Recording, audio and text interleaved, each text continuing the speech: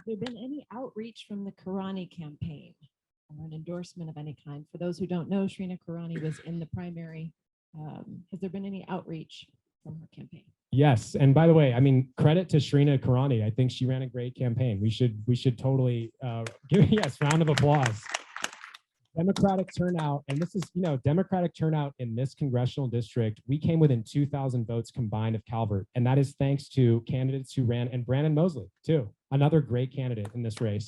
And we should be proud as Democrats to have had 3 great candidates all under the age of 40 who are talking about our future, right? And that means something. That says something about where the country is headed and where the Republican Party is headed too, right? So she ran a great campaign. She has endorsed me. I was incredibly grateful to have her support after the primary. I had a great conversation with her last week, actually, and she hopefully is going to be helping us out with some town halls and some get out the vote and some canvassing on this side of the district in November and October.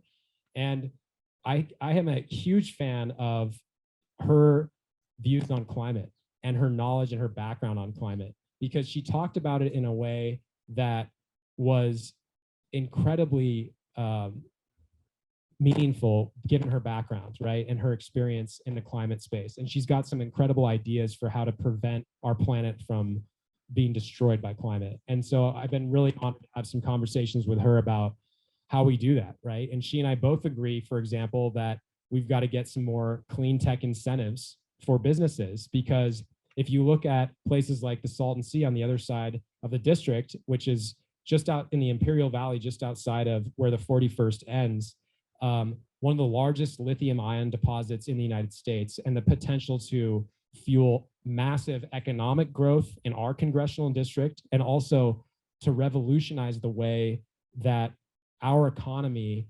manufactures and exports some of the batteries that are going to power the 21st century economy. And so when we create incentives for those new high-tech, clean-tech jobs, we not only save our planet, we create high-paying, good manufacturing jobs right here in the United States. And we can also, help reduce the kinds of CO2 emissions that have become all too common when we're sitting in traffic, right? On the 15, the 215, the 10. And I'm really proud to have her support and endorsement and look forward to working with her in November. Fantastic.